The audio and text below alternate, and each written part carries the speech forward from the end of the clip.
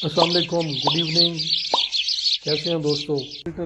आपको Steve Irwin तो याद होगा, नेशनल ज्योग्राफिक पे जो जानवर पकड़ा करता था। चले देसी स्टीव इरविन से फंसे हो गए, ये स्लो हुआ तुम्हारा। ये जनाब मैंने एक पकड़ा है मॉनिटर लिजर्ड। ये घुस आया था हमारे परिंदों के आते में, तो मैंने आखिर से पकड़ ही लिया।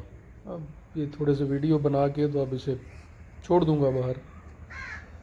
ये है जनाब, और ये है कछुआ। वो जो आपने कहानी पढ़ी होगी खरगोश और कछुए वाली, जिसमें कछुआ जीत जाता है। मुझे ये जीतने वाला नहीं लगता, ये बहुत खौफजदा है। और मुझे देख के तो ये बिल्कुल खोल में बंद हो गया। ये देखिए,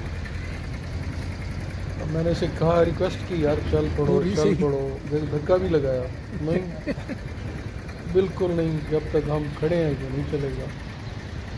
ये कभी कभी हम यूं भी कर लेते हैं। Thanks for watching, take care, bye.